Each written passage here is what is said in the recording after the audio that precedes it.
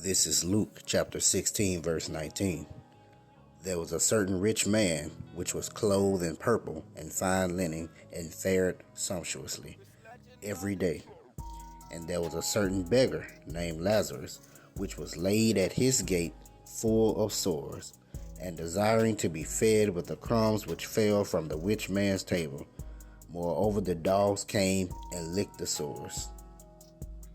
All praise to the Most High Yahweh Bashem Awashai, Bashem Akakwadash. Double honor to the apostles and elders of Great Millstone, rule well. Peace and salutation to the brothers and hopefully elect, pushing this word in truth and sincerity. This video here is going to be Israel is he whom the Most High helps. Alright, so in verse 19 it says that there's a certain rich man which was clothed in purple and fine linen and fared sumptuously every day, as a representation of these elites, so-called Edomites, who they, the purple and fine linen is a representation of like royalty, being a high status, okay, and they fare sumptuously, But then in verse 20 it says, and there was a certain beggar named Lazarus, which was laid at his gate full of sores. Okay, so Lazarus was a beggar, meaning that it said he was laid at his gate full of sores. So Lazarus was full of sores all over his body, laid at the gate, meaning he was outside the gate of the rich man and could not enter, begging for, whether it's for money, change, food, just whatever. Okay, if you look at that word, that name Lazarus, it's Strong's G 2976, and it's Lazarus, which means whom the Most High helps. Okay, so Israel is a representation, or Salakia, Lazarus is a representation of the nation of Israel, of our people, because we are the ones who need help. We are the ones who need help. We are the ones who the Most High will help. Okay? One reason being is because if you go back to the curses, because these curses were put upon us due to our disobedience,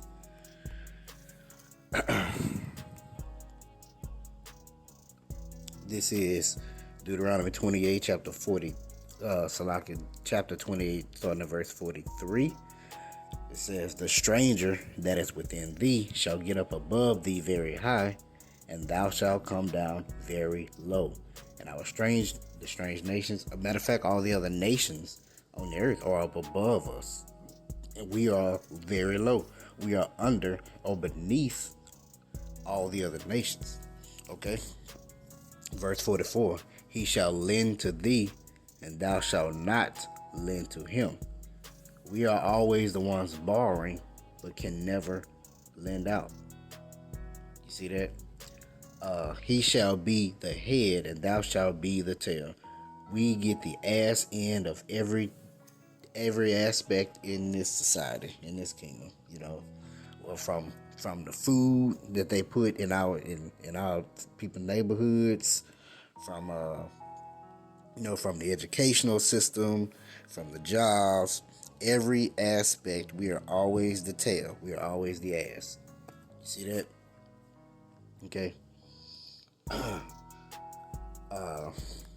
If you go down to 48, it says, therefore shalt thou serve thine enemies, which the Most High shall send against thee in hunger, and in thirst, and in nakedness, and in want of all things.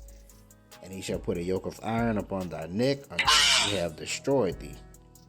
So if you notice, we literally go to them for every possible thing. We go to them for our jobs.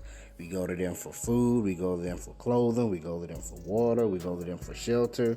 Everything, every aspect of our lives, we have to go to our enemies and ask for it and beg for it. We are the tail. We are not the head. That's why we are the beggar that's laid at their gate, because we're right here with them. We're at their gate, but we can't go in. They will never let us in. You see that? All right, and I just want to catch one more. Uh,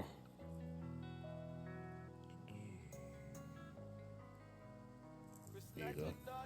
Verse 29, Deuteronomy 28:29.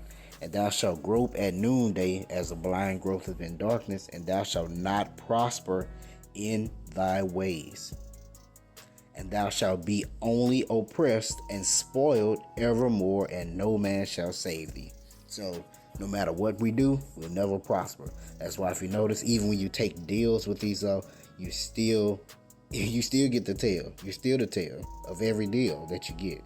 You won't prosper. You will not prosper here in Babylon the Great, and you will only be oppressed. That's why we are oppressed in every facet of life. Okay. And spoiled evermore. They will always take from you and never give to you. You see that?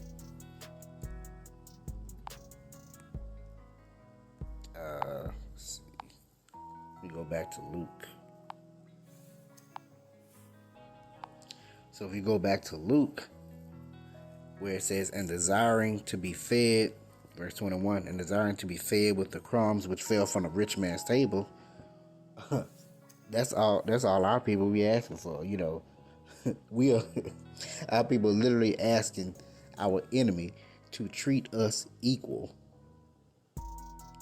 We don't have a rulership mentality. We don't want to be above our enemies. We don't want to put our enemies out. We want to be equal on the same playing field as the wicked, as our enemies. You see how crazy that is? But not only that, we get whatever little bit they decide to give us, which is literally crumbs. Just think about, even in the sports and entertainment and the film industry, all that stuff in Hollywood and all that, you only get the crumbs. While people out here making millions and billions of dollars, you're making, a couple million here or there. You only get the crumbs no matter what. Even with these international, billion-dollar corporations. Think about it. Walmart, billion-dollar corporation. Pay employees, what, $16 an hour? But you're only going to get the crumbs here. Just a little example of that. But it goes on to say, and desiring to be fed with the crumbs, which fell from the rich man's table.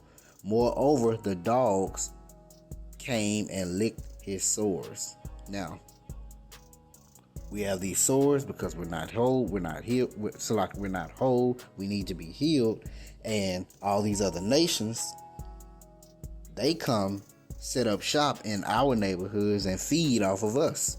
So they're profiting off of us, and we can't heal. Well, they keep on licking our sores, licking our wounds, and so thus you're not letting the scab come over and heal. So they keep taking it off and taking it off,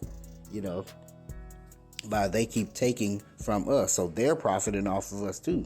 Once again, the other nations are the head, and we are the tail. We are always the tail here. But that's going to change very soon. Okay? I want to get this in Isaiah chapter 1. And I'm going to start at verse 2. And it says, and it shall come to pass. Is this where I want to go? Oh, I'm in the wrong chapter. Okay. Isaiah chapter 1, verse 2. Hear, O ye heavens, and give ear, O earth. For the Most High have spoken. I have nourished and brought up children, and they have rebelled against me. And yes, we did rebel against Yahweh Shem Shai. Okay? By going away, breaking the covenant which we made with him, and whoring after other gods. Okay? Verse 3. The ox knoweth his owner, and the ass his master's crib. But Israel doth not know, my people doth not consider. And our people literally don't consider that they are doing evil. They don't consider that the ways of Babylon the Great here are literally evil, totally against Yahweh Shem Shai. Verse 4. And sinful nation, people laden with iniquity and a seed of evildoers, children that are corrupters. They have forsaken the Most High. They have provoked the Holy One of Israel unto anger. They are gone away backward. We are in the congregation of the dead because we wandered out of the way of understanding. Okay. Verse 5. Why should ye be stricken anymore? Ye will revolt more and more. So it's saying, why should I keep on punishing you? You know, you're just gonna keep revolting. You're just gonna keep turning against me more and more. You're gonna keep rebelling against me. It says the whole head is sick and the whole heart faint. From the sole of the foot even unto the head there is no soundness in it, but wounds. Check this out. These are the sores. But wounds and bruises and putrefying sores. They have not been closed, neither bound up, neither mollified with ointment. So, Israel is the one whom the Most High helps. Israel is the one who needs help. Okay? Because we have left our power and whored after the other gods. So thus, we are the head. Salaki, we are the tail and not the head. And we are on the bottom. We need help. Israel is he whom the Most High helps. Quick little video on that. Hope you edified. Shalom.